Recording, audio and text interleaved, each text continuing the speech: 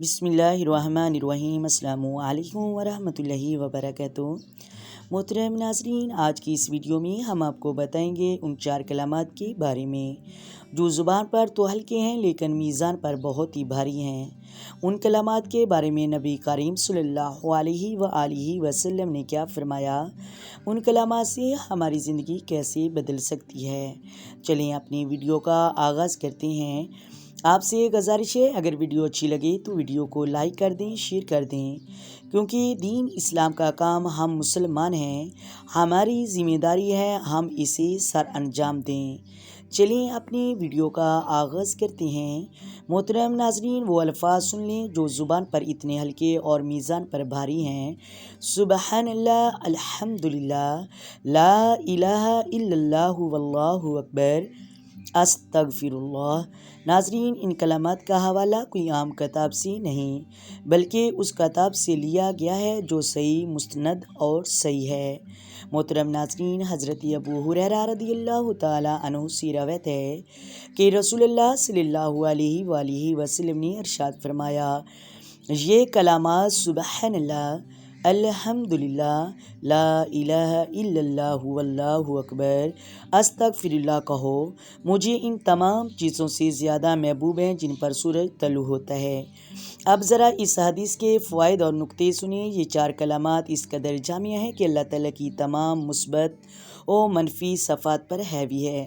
اللہ وہ تمام اسماء جو اللہ کی ذات پاک سے ہر عیب و نقص کی نفی کرتے ہیں، سبحان اللہ کا مفہوم ان سب پر حاوی ہے، اور وہ تمام اسماء حسنہ جو اللہ تعالیٰ کی ایجادی صفات کمال پر دلالت کرتے ہیں، وہ سب الحمدللہ کے احاطے میں آ جاتے ہیں۔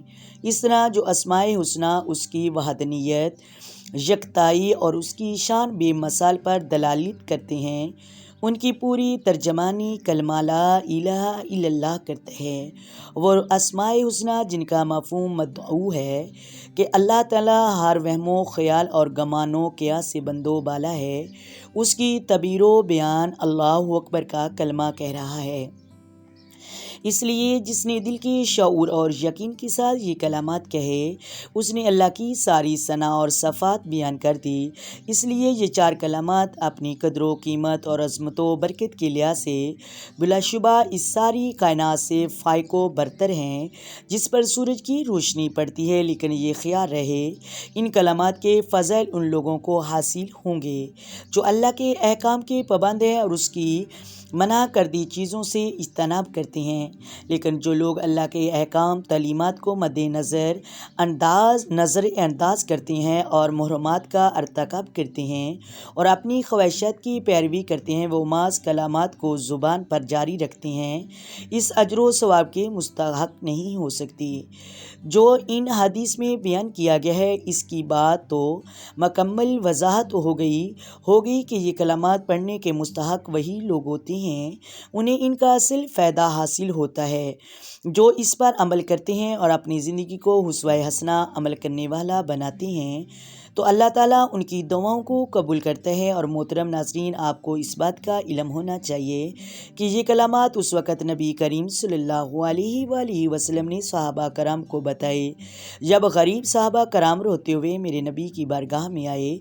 حضرت ابو ہریرہ رضی اللہ تعالیٰ عنہ سے روایت ہے، لوگ عرض گزار ہوئے، یا رسول اللہ، مالدار لوگ تو درجات اور ہمیشہ کی نعمتوں میں بازی لے گئے۔ فرمایا، یہ کیوں کر عرض کی کہ جس طرح انہوں نے نماز پڑھی تو ہم نے بھی نماز پڑھی، جس طرح انہوں نے جہاد کیا تو ہم نے بھی جہاد کیا، لیکن انہوں نے اپنا وافر مال جہاد راہ خدا میں خرچ کیا جبکہ ہمارے پاس نہیں ہے۔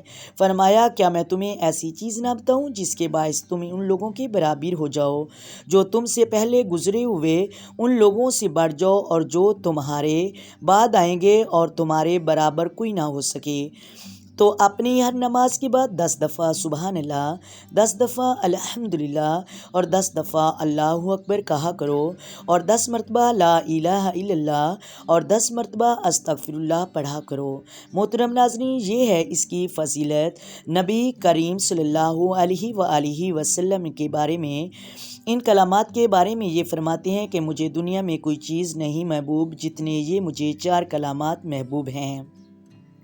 محترم ناظرین، آئیں مل کر آقا دو عالم نور مجسم سرور کائنات صلی اللہ علیہ وآلہ وسلم کی ذات پر درود و سلام پڑھیں۔ الصلاۃ والسلام علیک یا سیدی یا رسول اللہ، الصلاۃ والسلام علیک یا سیدی یا حبیب اللہ، الصلاۃ والسلام علیک یا سیدی یا نبی اللہ وعلی آلک وصحابک یا سیدی یا محمد رسول اللہ۔ محترم ناظرین، اگر ویڈیو اچھی لگے ویڈیو کو لائک کریں، ویڈیو کو شیئر کریں اور چینل کو سبسکرائب کریں۔ اللہ حافظ۔